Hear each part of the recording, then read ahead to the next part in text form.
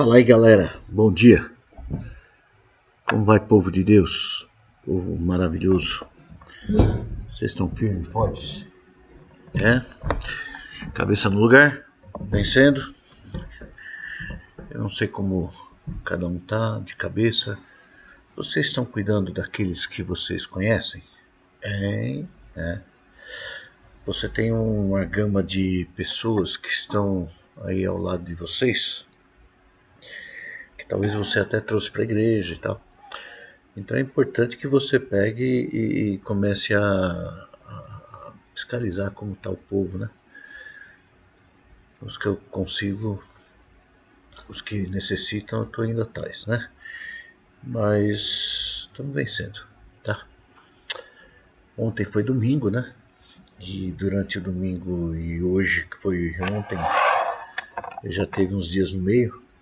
Como tá correndo o tempo aí? Eu acredito que ontem foi ceia, hoje já é domingo. Que coisa, não dá para entender. Será que é porque na Bíblia fala que nos últimos dias os dias seriam abreviados, né? Né? Então é sinal que estamos nos últimos dias. Eu não estou vendo passar os dias. Se você tá, você é privilegiado, mas eu não estou vendo não. Ontem foi assim, já tal, né? Não sei. O dia tá correndo, voando. Não tá nem passando, tá voando.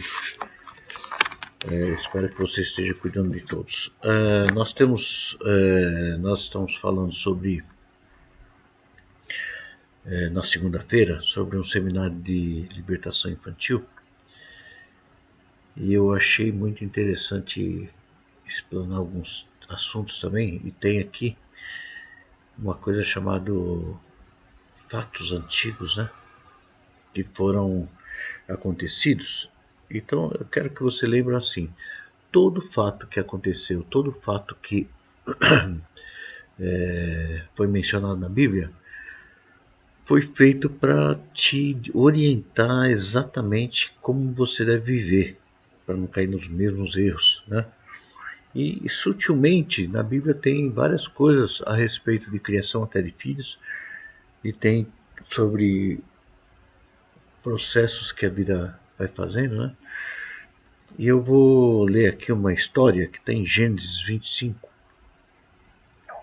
verso 20 até o 34. Tá friozinho, né? Tá gostoso, né? Dia da preguiça aí, ficar na caminha, na chuva. Eu vim aqui para o salão da igreja, né? Não vejo a hora de estar voltando assim. Eu tenho medo de prejudicar alguém voltando, mas o meu coração tá ardendo para voltar logo, sabe? Mas a gente fica assim preocupado, né? Será que alguém pode ser prejudicado por mim, né? Porque eu voltei, uma pessoa errada pega e tem sequelas, né? Ou chegar a óbito, coisa assim. Eu tô muito preocupado, né? Eu recebi a notícia também que a mãe do pastor Rogério, da Canaã, da igreja Canaã, a mãe dele faleceu porque ele pegou e passou para a mãe, né? E ele está muito acabado por ter sido responsável. A mãe dele era muito ligada nele e ele ligado na mãe. Então aconteceram várias coisas assim que eu fico pensando, né? Vale a pena, não vale a pena? Como está o povo? O povo vai aguentar mais um pouco, né? Eu acho que até o final de setembro as coisas já estão normalizadas, né? Vamos ver. Espero antes. Espero antes que tenha algum milagre aí de Deus, alguma ordem, né? Pra gente conseguir vencer e começar de novo, né? Tá bem? Você já abriu tua Bíblia? Não ainda? Meu, comecei, você já tem que estar com a Bíblia na mão, pô, né? Não esqueça no final, dá um joinha aí pra gente poder ser multiplicado. Essa palavra, ela pode ser multiplicada lá pra frente. Se você dá o joinha aí, né? E você compartilha, coisa assim, existe um mecanismo aí matemático que eu não sei como funciona, que o YouTube começa a fazer propaganda disso em sites lá. Não só em sites, é assim no próprio YouTube, né? E aí uma pessoa pode pegar essa palavra, como já aconteceu bastante fora. Tem pessoas de longe que às vezes escrevem para mim, pedem orientação, pedem alguma coisa e dá resultado, deu bastante resultado. Então, você pode fazer evangelismo dessa forma, né? Então, você já pegou a Bíblia agora? Não? Já. Então tá bom. Gênesis 25, verso 20 até 34, fala assim. Era Isaac da idade de 40 anos, quando tomou por mulher Rebeca. 40 anos. Filha de Betuel, arameu, de Padarã, irmã de Labão, arameu. Isaac orou insistentemente ao Senhor por sua mulher, porquanto era estéril. E o Senhor ouviu as suas orações. E Rebeca, sua mulher, concebeu. Então, pessoal, vamos orando pelas esposas, né? Você viu que dá resultado, né? E os filhos lutavam dentro dela. Então disse, se assim é, porque sou eu assim? E foi perguntar ao Senhor. E o Senhor lhe disse, 2 nações há no teu ventre, e 2 povos se dividirão das tuas entranhas. E um povo será mais forte do que o outro, e o maior servirá ao menor. E cumprindo-se os dias para dar luz, eis gêmeos no seu ventre. E saiu primeiro ruivo, e todo como um vestido de pelo. Por isso chamaram o seu nome Esaú. E depois saiu seu irmão, agarrada sua mão ao calcanhar de Esaú. Por isso chamou o seu nome de Jacó. Jacó quer dizer aproveitador, alguma coisa assim. E era Isaac, da idade de 60 anos, quando os gerou. 20 anos depois de casado, ele gerou os filhos. E cresceram os meninos. E Esaú foi homem perito em caça, homem do campo. Mas Jacó era homem simples, habitando em tendas. Olha onde entra a libertação infantil. E amava Isaac a Esaú, porque a caça era do seu gosto. Mas Rebeca amava Jacó, é o preferido. E Jacó cozeram um guisado, e veio Esaú do campo, e ele estava cansado. E disse Esaú a Jacó, deixa-me, peço-me comer desse guisado vermelho, porque estou cansado. Por isso se chamou Edom. Não sei se é o local lá, né? Então disse Jacó, aproveitador, vende-me hoje a tua primogenitura. E disse Esaú, eis que estou a ponto de morrer, para que me serviria a primogenitura? Então disse Jacó, jura-me hoje. E jurou-lhe, e vendeu a sua primogenitura a Jacó. E Jacó deu pão a Esaú, e o guisado de lentilhas, e ele comeu, e bebeu. E levantou-se e saiu. Assim desprezou Esaú a sua primogenitura. Tá? Então eu queria explicar para vocês umas coisas aí. Existem muitas legalidades aí nesse assuntinho pequeno. Se você for esperto, você vai ver algumas coisas aí. Primeiro, as legalidades, né? Tem legalidade, tem um monte de protecionismo, um monte de falta de incentivo. Os pais, queira ou não, já provocaram a desunião entre os irmãos. Então, um irmão né, melhor que o outro, aí começa aquela guerra e prolonga-se gerações. Tanto que os filhos, né, Esaú e Jacó, depois ficaram inimigos, né? Se você continuar lendo aí na Bíblia, você vai ver a história, né? E eu queria que você lesse a história depois. Então, muitos cristãos aí podem estar desprezando a herança de Deus sem darem conta das atitudes venenosas que os têm levado a isso. O que é isso? Então, vamos pôr os venenos aí como uns temperinhos aí nessa atitude aí dessas lentilhas, né? Então a lentilha ela serviu aí como um condutor de venenos, né? Qual condutor aí? Vamos chamar assim. Eu vou falar claramente com você. Nós somos considerados, se você colocar a palavra da Bíblia lá em Oséias, ele mandou Oséias casar com uma prostituta. Deixa eu ver aqui, quer ver? Cada coisa, né? Que loucura. Você já leu isso? Não leu? Eu gostaria de que você lesse. Quer ver? Oséias. Olha só. Esta é a mensagem do Senhor Deus a Oséias, filho de Beeri, durante o reinado de Uzias, Jotão, Castal.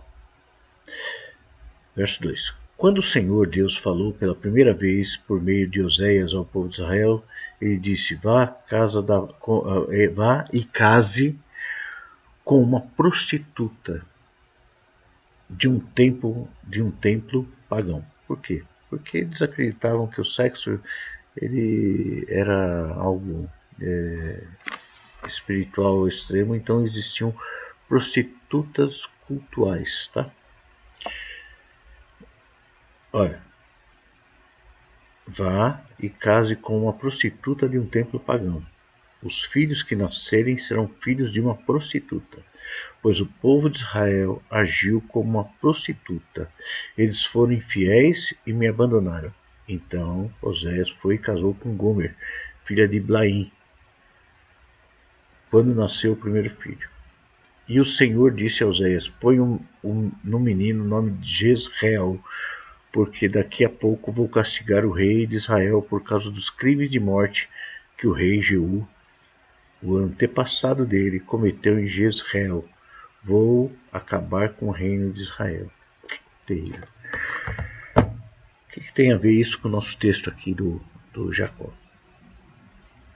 Se você pensa muito bem, você se doou a Cristo no batismo lá, você fez uma declaração ao povo. O batismo nas águas não quer dizer nada além de um símbolo que você declara na frente da igreja, na frente dos anjos, na frente do Satanás. Você declara que você se doa a Cristo e será o único e soberano Deus. Só que durante um tempo você vai caminhando, esse significado, essa força que você tem, ela vai sendo minada. Estou conversando com uma pessoa e essa pessoa conheceu uma outra pessoa e eu já avisei e falei assim, e aí, você vai se manter firme? Como é que é? Porque muitas pessoas, quando eu falo assim para ter cuidado com o casamento, por exemplo, né? Muitas pessoas chegam aqui e daí a pouco chega uma pessoinha de fora e arrasta e aí depois desvia, depois tem sérios problemas. Vendem suas almas e seus espíritos por um prato de lentilha, por algo que satisfaz momentaneamente. A prostituição ela é a mesma coisa, se você entende. A prostituição ela é exatamente quando você se vende. Quando eu fumava, por exemplo, e veio. Eu estava andando assim, eu estava buscando a Deus de uma forma incessante. Isso vale para você que talvez está tentando largar de fumar. Ou de algum vício, né? Beber e tal. Eu buscava a Deus incessantemente, mas eu tinha um vício do fumo e achava que não tinha muito problema. Mas eu queria parar, tentava parar de tudo que é jeito, e até que eu estava andando de carro e Deus falou uma palavra assim, né? Eu estava entrando numa garagem e ele falou assim: fumar é prostituição. Eu fiquei com aquela cara de ó, né? Uma interrogação assim, né? Prostituição. Tô ficando xarope. Aí não. Depois veio um constrangimento do espírito, porque eu estava santificando meu espírito, sim. Por isso que eu não julgo muita gente que tem vícios, coisas assim, porque a gente não sabe o coração dessa pessoa, o quanto ela está buscando a Deus de verdade, quanto está seu coração ardendo por uma mudança, tem correntes amarrando, mas ela tem vontades de estar perto do Senhor. E a gente não pode julgar ninguém, a gente não sabe o momento da pessoa. E serviu para mim, né? Que quando Deus deu essa chacoalhada, falou: se for mais prostituição.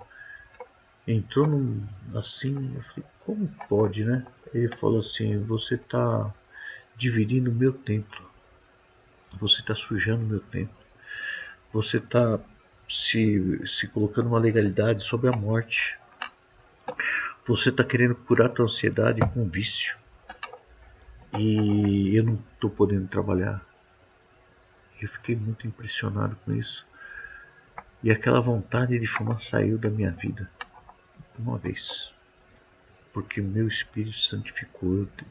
Eu comecei a ter aversão do cigarro, né?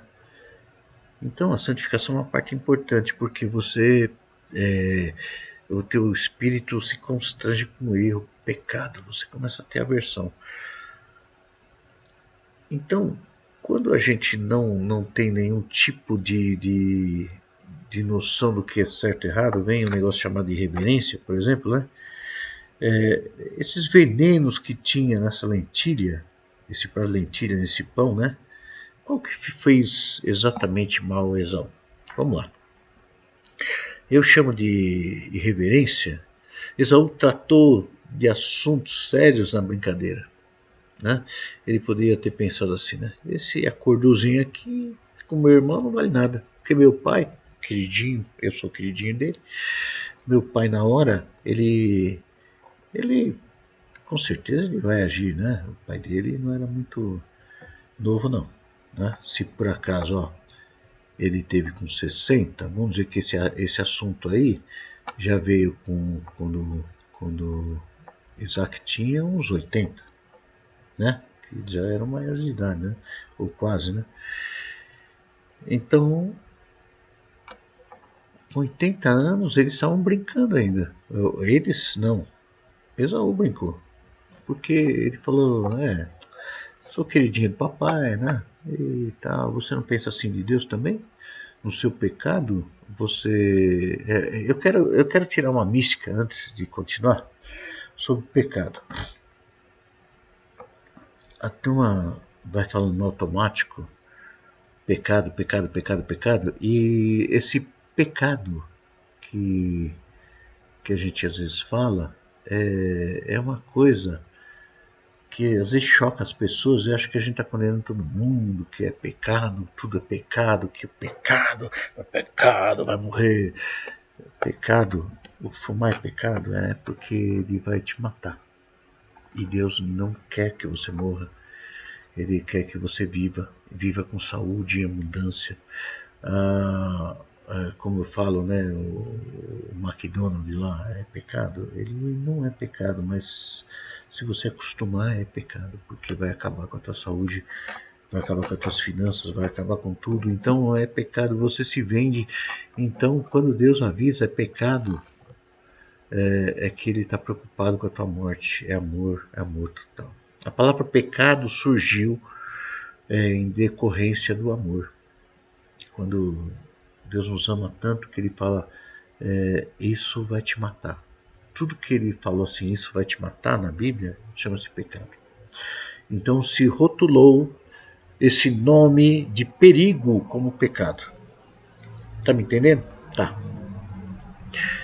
E a nossa irreverência, ela é pecado, porque é um perigo eminente. Nós estamos às vezes vendendo a nossa vida, nós estamos vendendo o nosso tempo, né? Eu falei no Seminário da Libertação, quando a mãe não tem muito tempo de cuidar dos filhos, ela pega e deixa no celular. E eu peguei o celular de uma criança da igreja uns anos atrás, que graças a Deus essa mãe talvez tomou providência, não sei, mas eu espero que sim, né? E tinha um seriadinho lá, Mr. Pickles, que é um cachorro compulsivo sexual que faz culto satânico. Isso é um desenho de criança. E tava lá, quer dizer, não é para criança, mas as crianças assistem. Eu peguei no celular da menina que tinha 6 anos, 7 anos. Horrível. Como será que pode, hein? Então, será que essa mãe não estava no mesmo pecado de Esaú, que era irreverência, tipo, não dá muito. Ah, isso não tem problema. Isso não tem problema. Será que é isso? Esaú tratou assuntos sérios com irreverência, na brincadeira. E ele podia estar falando, tô tirando uma onda da cara dele, mas todo mundo já sabe que eu sou o gostoso aí do papai, né? Todo mundo já sabe também que há certas coisas com as quais não devemos brincar. Todo mundo já sabe que com Deus não se brinca, né? Então nós temos que cuidar do nosso coração. Não vamos levar as coisas sérias em brincadeira, mas nós estamos levando muito. Você sabe que muita gente, quando a pessoa tem algum já sementinha do Satanás dentro do coração dele, ele sempre cria uma barreira comigo, né? Pastor, muito chatinho, muito bobão, né? E aí a palavra que a gente tenta falar não entra mais gostoso aqui. E isso é muito importante para que você entenda que eu não posso mudar teu coração a respeito da minha presença. Mas o Espírito Santo pode. Se você for uma pessoa que quer se santificar, quer se libertar de todos os sentimentos, você vai me amar como uma pessoa que te ama e quer fazer o melhor, né? Estou mencionando uma pessoa que eu nunca vi, do interior, e ontem fiquei até tarde falando com essa pessoa, e essa pessoa, ela começou a falar da vida dela e tal, e eu percebi alguns problemas, comecei a conversar com ela, e ela falou, realmente eu tenho, mas isso não é problema. Eu falei, se você tem, é problema, tem que resolver, e rápido, porque você está perdendo tais coisas. Aí ela começou a brigar no celular sobre se era importante ou não, se era importante ou não. Eu falei assim, eu tô falando porque eu nem te conheço, eu já te amei. Talvez as pessoas que estejam do teu lado não te amem o suficiente para falar a verdade. E eu amo. Primeiro que eu não tenho nenhuma ligação contigo, eu falo o que é certo e errado, não te conheço, não sei da tua família, não sei de nada. Mas eu sei que você está com esse problema. Né? E aí a pessoa deu um silêncio. Depois ela falou, eu preciso me tratar. Porque eu falei a verdade. Eu podia ter contornado, né? Falar da mentira para ela, não, isso é bacana, vamos conversando. Manda teu dízimo aí para a conta da igreja aí, tá tudo certo, né? E eu vou orar por você e você vai sarar. Eu podia falar isso, mas não tem isso. Então, a irreverência é quando nós tratamos coisas sérias erradas. Quando eu chego e falo para você de algum assunto, é coisa séria. Você pode também ter um problema de arrogância, né? É uma atitude, orgulho, insolência, arrogância no trato, né? Vamos lá, empatia, presunção, né? Então, Esaú achou que jamais perderia, né, a sua herança para o seu irmão, pois ele era o queridinho, né, do papai, seu protegido. Ele poderia até ter pensado, né? Mesmo que esse acordo tenha algum valor, meu pai não vai dar a minha herança para Jacó, pois eu sou o filhinho do papai, né? Prefiro dele. Então tem muita gente achando que pode fazer o que quer, pois é filho de crente, é filho do pastor, nem meus filhos eu poupei não. É filho do rei, eu sou filho do rei, eu sou do reino. Também já pensei assim, eu sou imortal, eu sou o cara, Deus me abandona mesmo que eu fizer as piores besteiras do mundo, Deus vai me perdoar, né? Essa arrogância, nós Nós temos que entender que Deus não vai nos proteger da nossa insolência, né? Brincadeira, zombaria e pecado. Jesus, sim, era filho amado do Pai, mas nunca fez o que lhe deu na cabeça. Sempre colocou a vontade do Pai acima da sua própria. Imagina o poder de Jesus. Ele tinha uma força que ele falou assim: seca a figueira. Secou. Ele chegou para as ondas e para o vento e falou assim: sossegai. Na hora. Olha o tamanho do poder de Jesus. E lembrando que ele deixou esse poder para nós. Sossegai. Que absurdo. Eu fico até emocionado, né, de presenciar essa cena assim. Eu não sei se vocês dão tanto valor quanto eu, mas Jesus não chegou assim, sossegai com teatro, não. Ele disse, sossega. Na boa. Vento, chega. Ficou quietinho ainda. O que houve? Obedeceram. Porque ele tinha humilhação. Imagina Jesus. Tem coisa que não tem muito problema. Deus não se mete em muita coisa. Mas nós devemos saber se tem consequência ou não. Né? Tudo que tem consequência, Deus avisa que a gente não pode fazer. Né? Então Esaú foi exatamente inconsequente, não pensou nas consequências. Né? Talvez ele tenha imaginado que poderia resolver o assunto depois, como eu já pensei bastante. Eu vou dar um exemplo simples. Eu tenho 60 anos, né? Quando eu comecei minha firma, a primeira firma minha, eu tinha 17 anos, em 77, né? Antes de conhecer até a Célia. Depois fiquei um tempo e parei ela um tempo, depois voltei com ela um tempo, porque eu estava trabalhando em outro lugar. E comecei firme com ela em 79. Trabalhamos muito, até vendi a firma em 85, porque tive alguns problemas e eu vendi a empresa. Quando eu vendi a empresa, eu fui descobrir que a contadora não me alertou a respeito de uma coisa chamada aposentadoria. E ela não recolheu nada. E eu vou ficar novinho para sempre, né? Garotão. Eu sei que eu tenho 28 anos hoje, né? Mas eu nunca vou ficar velho. E eu não pensei em aposentadoria. Depois eu fui trabalhar e aí comecei a recolher aposentadoria até o ano de 93, 94, recolhi bastante, depois mais algumas coisas recolhi e foi recolhendo. Durante minha vida, eu tenho 60 anos hoje, eu tenho uns 15 anos recolhido de INPS, de aposentadoria. Quando eu vendi minha última empresa, eu não pagava mais aposentadoria e eu nem cuidei disso mais, né? Depois eu vendi a empresa para cuidar da igreja e tal, e também nunca me preocupei com isso de aposentadoria, dessas coisas aí.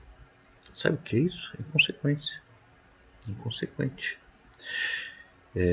A gente não imagina que vai ficar com 60 anos, embora eu não tenho 28. Mas a gente nunca imagina que vai ter 28 anos. Sempre vai achar que tem 18. Né? Então, tudo tem consequências e eu vou pagar por elas. Né?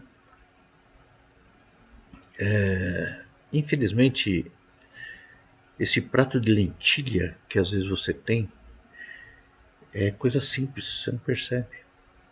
Uma amizade errada, uma influência errada, um sentimento errado. Você já imaginou se a reunião que você está tendo com amigos pode estar entrando rebelião na tua vida? Né? Porque os assuntos às vezes geram rebelião, falando mal de alguma situação. Né? Será que algumas pessoas não estão levando você para longe do Senhor?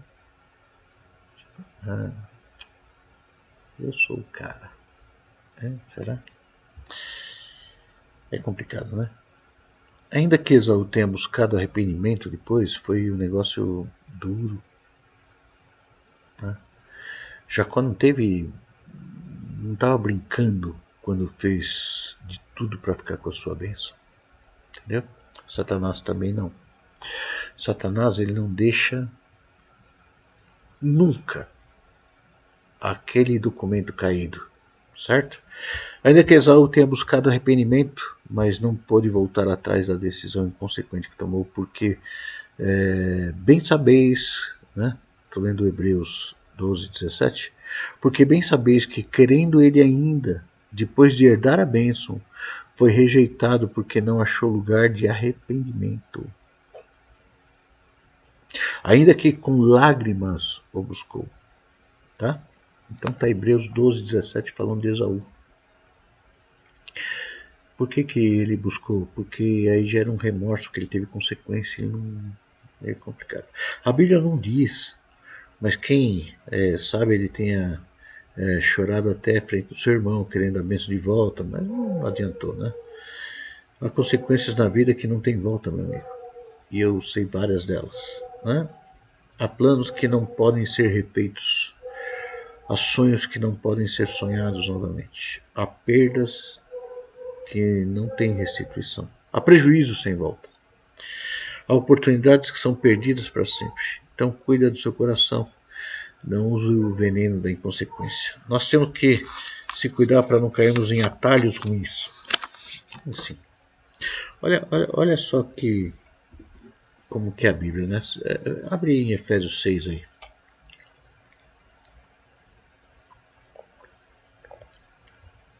Efésios 6.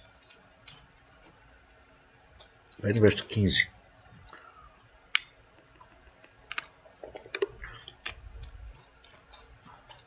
Isso aí está falando das armaduras de Deus, né? Em Efésios 6 que fala assim, e calçar os pés na preparação do Evangelho da Paz. Então, calçar os pés, colocar proteção nos pés para poder andar nos caminhos tortuosos aqui nessa terra, dar proteção, guardar, ser orientado, comandar com segurança. Eu vou falar da seguinte forma. Nós temos um caminho para andar. Nossos sapatos podem ser bons, porque ele foi planejado. O sapato da preparação do Evangelho,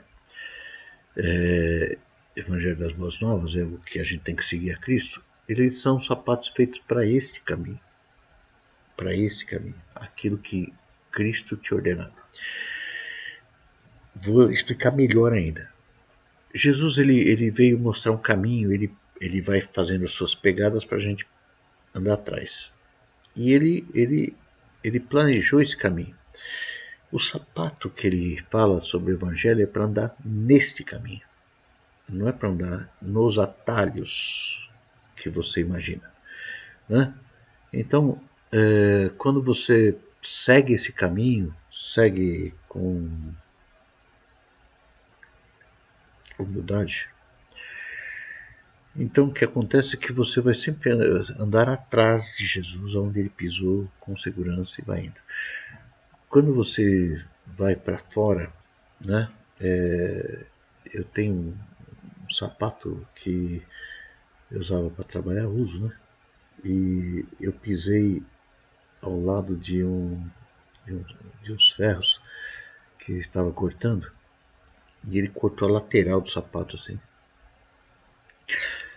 A lateral não tem proteção.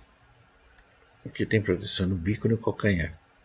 Por quê? Porque não sei, né? Para não cair qualquer coisa e tal. Mas na lateral não tem tanta proteção. Tem o couro. O couro é grosso e tal, tudo bem. Por isso que é sapato de segurança, que ele equivale a várias peles tuas para te proteger. E aquele ferro entrou rasgando. E me salvou por pouco, né? Eu tinha preparação para isso. Mas eu não andei onde deveria, né? Andei num lugar meio contaminado com problemas, né? Então eu quero te falar que o sapato ele protege muita coisa, sim, mas quando você anda nos locais que ele foi planejado, tá? Então pessoas que não reverenciam Deus na obediência, com temor, profetizam aquilo que Deus não falou, não são fiéis para com a sua palavra. O que é esse profetiza coisa que Deus não falou? Pessoa que fala que vai vencer no pecado. Isso é uma profecia que não está certa. Tem pessoa que você tem que estudar muito assim as pessoas no campo espiritual. Tem pessoa que tem um potencial incrível, mas tem uma rebelião ao extremo.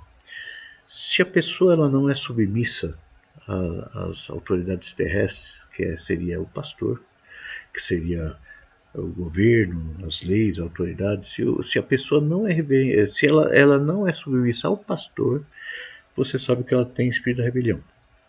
Por que você vai então seguir o que ela fala?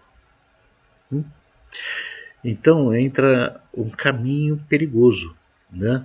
E entra a profecia, porque a profecia entra assim: eu sei que eu vou vencer porque eu sei o que eu estou fazendo, né? Então, né, Deus não falou isso, né? Dizem somente coisas agradáveis à carne, exigem somente o mínimo de moralidade, ficam satisfeitas, não querem desviar dos caminhos tortuosos e voltar à fidelidade da santidade. Esse é um problema. Então há profetas sacerdotes que tranquilizam a nação com falsas esperanças. E tem profetas que tranquilizam vocês com falsas esperanças, sem arrependimento sincero e o firme compromisso de obediência para com a palavra de Deus. Você sabe disso, né?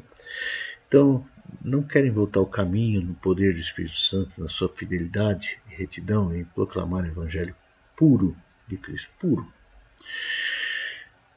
Dedicar-se a uma vida de conformidade com a sandrodoutrina. Olha, dedicar-se a uma vida de conformidade, conforme, é do mesmo molde, tá? Com a sã doutrina. O que é isso? Com a doutrina santa, sarada, curada, né? Conforme, vamos dizer, você faz um molde e molda em cima. Muita gente da igreja faz ovo de Páscoa, né? Que é um assunto bem discutido. Eu, como não tenho esclarecimento nessa área, eu sei que tem vários problemas, mas eu ainda não fui tocado espiritualmente sobre isso aí para poder dar alguma direção. Mas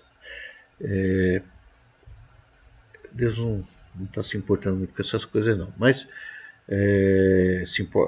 tem consequências depois, mas tipo assim, não é uma coisa que vai tirar o povo da salvação, mas tem uma consequência psicológica nas histórias aí. Então nós vamos depois conversar sobre isso. Mas a pessoa está fazendo ovo de Páscoa, que é um símbolo que veio do povo de Israel também, que é do tempo da guerra e tal, que é o símbolo da prosperidade, né? Não tem nada a ver hoje, né? Não é Páscoa, mas eu vou falar. Páscoa é o nosso Natal, né? É o que é máximo da igreja evangélica. Então, pensa assim, existia uma miséria muito grande por causa da guerra e começaram a dar ovos de um para os outros para desejar para o povo prosperidade, fertilidade, né? E não tinha outra coisa. Então eles começaram a pintar ovos e começaram a presentear os ovos com boa intenção. Foi um povo...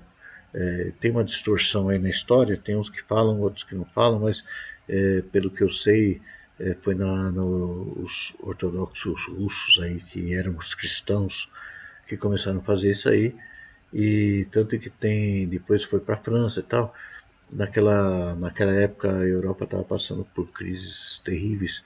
Então os ovos eram pintados porque era a única coisa que o povo tinha. E eles se presenteavam com, com os ovos assim, com a boa intenção, né, de fazer o bem para outra pessoa. E isso aí veio um costume, depois distorcer um pouquinho, surgiu um coelho, que eu não sei de onde veio. Coelho não bota ovo, pô. Mas sei lá, não importa. E o que aconteceu foi que ficou esses símbolos meio atrapalhados aí. Mas não existe algo ruim nessas coisas não, tá? Mas você que faz ovo de Páscoa, por que eu falei? Por causa da forma. Você derrete o chocolate lá e dependendo da forma como ela é e a polidez dela, ou seja, o brilho, a cópia fica igualzinho.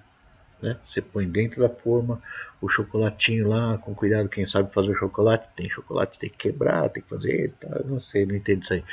Mas você põe o chocolate quentinho lá, pum, põe no freezer, daí a pouco, pum, toque, fica lindinho, polidinho, porque o molde era bom. O teu molde é bom?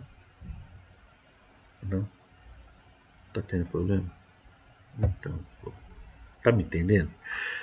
Você está conformado nessa doutrina? Você está formado nessa doutrina de Cristo? Para ser igual a Cristo, espelhar Cristo? Às vezes não, né? Então, para continuar, vai. Atos 7, verso 50, 51, 52, tá? Porventura não fez a minha mão todas essas coisas, homens de dura serviço, e incircuncisos de coração e ouvido, vós sempre resistis ao Espírito Santo, assim vós sois como vossos pais. Então, que eu quero falar sobre isso. Amanhã nós temos um seminário lá também, né? E nós estamos falando bastante sobre a criação, o que dá, as consequências, né? Na criação, como nós estamos criando nossos filhos. Se nós criarmos nossos filhos como a Rebeca criou Jacó, o queridinho, faz o que quer. Nós falamos muito de Esaú, né? Mas eu falo de Jacó, enganador, né? Ele foi pai de muitas nações, mas ele era uma pessoa que não media as circunstâncias de forma alguma, né? Ele caiu em vários problemas, ele aprontou muito, né? Depois ele foi lá pegar uma esposa lá com Labão também, naquela terra, que era tudo parente, né? Parente da sua mãe. Então, tem uns rolinhos aí. E Jacó teve que trabalhar 7 anos, depois trabalhou mais 7, né? Já com as esposas. Mas depois você percebe que ele estava andando e teve rolo em cima de rolo a vida dele, até com prostituta, entendeu? Porque ele fazia o que queria, ele não tinha consequências, porque ele era o queridinho da mamãe, entendeu? Nós temos que ser drásticos no assunto. Você é queridinho da mamãe? Como assim, pastor? Pô, agora tá me ofendendo. Não, você é queridinho da mamãe de fazer o que quiser sem saber o que Deus quer. Você é uma prostituta de se vender por sentimentos egoístas. Talvez você está se vendendo por uma vontade, por uma solidão, por uma carência, né? Você é chantagista porque você quer carinho de alguma forma e não consegue porque você teve uma criação errada e não quer mudar também. Qual é o teu preço? Fala para mim. Qual é o teu preço? Até quando você serve a Cristo? Realmente você serve? Realmente você está fazendo de tudo para permanecer no caminho? Ou você está se vendendo por um prato de lentilha? Às vezes não é um prato de lentilha, às vezes é por um lanche do McDonald's. Às vezes você sabe, mas o prazer que aquilo vai trazer para você é maior do que a lei que Cristo deixou para você, né? Qual é o teu preço? O que você foi minado na tua vida que Satanás sabe que lá é uma chave para poder te pegar? O Edson falou uma coisa impressionante ontem, que até mencionou o papo que a Dani teve há muitos anos atrás aí, num papo reto sobre o buraco que cabe Deus, né? Ele falou do preenchimento. Satanás, ele é um cara extremamente inteligente. E ele sabe do que você foi privado. Às vezes você teve um péssimo casamento, estou falando tanto para homens como para mulheres, e o Satanás ele vai te armar uma armadilha muito grande para preencher isso aí. Na hora que ele achar necessária. Ou ele vai deixar você sofrer muito para preparar um prato maravilhoso. Você vai se vender? Às vezes você teve um péssimo pai, foi molestado ou molestada pelo pai, pela mãe, pelo tio, pelo primo, pela tia. Você tem frustrações tremendas e Satanás sabe. E ele vai planejando, ele vai semeando muita coisa na tua cabeça. Tem pessoa que reclama muito de bullying. Sabe o que é bullying? Né? É uma palavra estranha. E esse bullying é causado porque Satanás ele sabe enfatizar algo que você tem fraqueza. E aí ele vai planejando a hora que ele pode usar. E aí ele vai suprir essa necessidade. Ele vai usar a tua deficiência, que é a turma fazer bullying, como arma para cair com ele. Né? Entendeu? Pessoa complexada com o corpo, coisa assim. Então Satanás ele vai cozinhar você falando, todo mundo te fala, né? Aí quando uma classe começa a elogiar e tal, ele usa isso aí, começa, sabe? Olha, tem muito detalhe que Satanás pode entrar na tua vida. Muito, muito. Dinheiro. Vamos dizer que você veio de uma família de murmuradores que todos sofreram muito com dinheiro. E aí o que acontece é que começa a vir uma oportunidade de dinheiro fácil. Fácil, fácil. Será que esse é teu preço? É difícil, né, povo? Mas qual é o teu preço? Qual a tua prostituição? Será que não é a primogenitura que nós temos com Cristo? Que vai ser trocada e você fala, troquei não, depois eu só vou andar na minha família normal, aí eles vão esquecendo e acaba. Será que é isso? Não é assim não. Não é não. Nós somos prostitutas?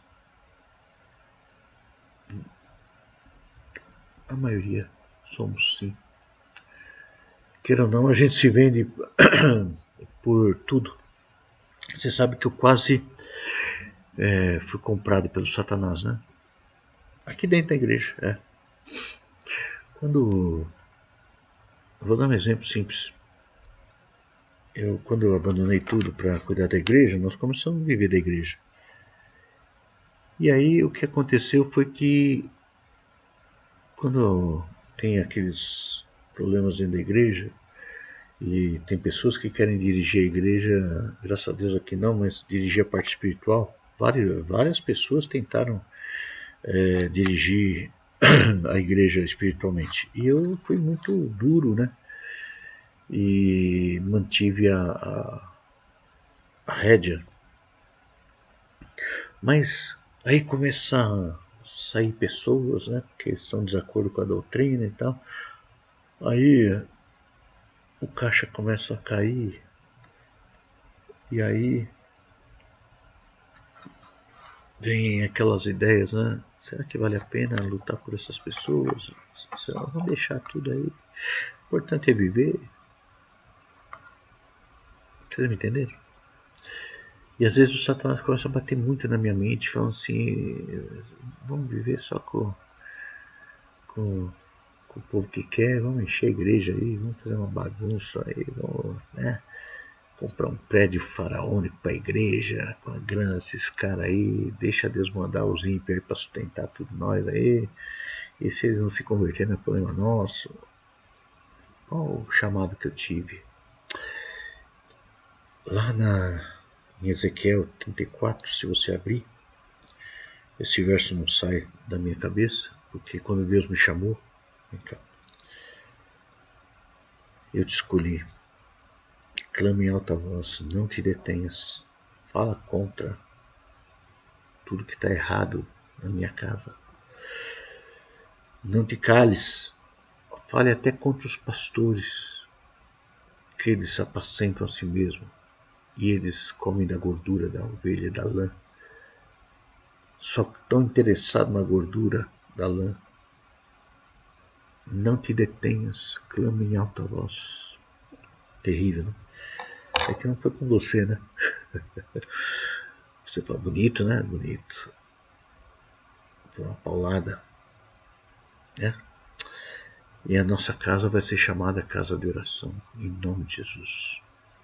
E eu quero que você ande calçado com o sapato da preparação do Evangelho da Paz, não se desviando do caminho, não se vendendo por um tênis novo, sabe? Não se vendendo pelo prazer do dinheiro, não se vendendo pelo prazer dos prazeres carnais, não se vendendo pelo teu emprego e deixando teus filhos, não se vendendo por coisas banais. Você foi pago. E assim como Isacar falou há muitos anos atrás, você vale o sangue de Cristo. Você matou uma pessoa para ficar vivo. Já entendeu o que é isso? Você matou uma pessoa, arrancou o sangue dela por tua causa, para manter vivo. Esse foi o alto preço. Tem uma música que fala assim: eu sei que foi pago um alto preço, para que contigo eu seja o meu Senhor. Difícil, né? Muito linda essa música. Eu vou tentar achar, depois eu coloco para vocês. Povo de Deus, vão ficar firme, cabeça no lugar, vencendo. Não se venda, não seja prostituta espiritual. Amém? Deus te abençoe. Deus te guarde. Vamos orar. Pai, nos ajuda a fortalecer os nossos alicerces, Pai. Cada dia, eu sei que o povo está crescendo, mas o povo precisa se unir mais ainda, Pai, na Tua palavra. Que os pais tenham responsabilidades pelos filhos, que nós possamos ter responsabilidade pelas nossas vidas. Ah, Senhor, abre o olho do Teu povo espiritual, que ele não caia, de hipótese alguma, em armadilhas, ó Pai. Que eles tenham, Senhor Deus, exatamente a vivência do Espírito sobre a vida dele, que o Espírito Santo não seja extinguido na vida deles. Como o Senhor falou lá em Atos, Pai, povo de dura cerviz, povo que não escuta o Espírito Santo, que resiste ao Espírito Santo. Toma conta, livra esse povo da rebelião, Pai, total. Em nome do Teu Filho amado, seja conosco, comigo, com o Teu povo que luta pelos filhos, Pai, que luta pela família, que luta por todos, Pai. Sejamos um, Pai. Que o Teu sangue seja conosco, Pai, que eu peço em nome de Jesus Cristo. Amém. Que Deus te abençoe. Até amanhã, domingo. E antes, no meio entre hoje e amanhã, tem segunda, terça, quarta, quinta, sexta, sábado. E amanhã, segunda, não é amanhã domingo, amanhã é segunda. Vai ter seminário de libertação infantil às 20 horas. É passado o link no grupo da libertação infantil. A Adriana coordena isso, o Wilson também. Então, se por acaso você quiser entrar, né, você fala com a Adriana. Se não, vai ser passado no grupo da igreja, você pode entrar e participar, tá bom? Ouvir. Participa quem está no grupo da libertação infantil. E espalhe o vídeo, tá? Da libertação infantil também. Vamos ter futuramente aí, não sei como é que vai ser. Espero que dê tudo certo. Deus te abençoe e te guarde, seja contigo, Deus resplandeça a tua família, a tua casa. Faça o melhor, viva o melhor. Seja uma pessoa valente, não se venda, que eu peço, em nome de Jesus, amém. Deus te abençoe.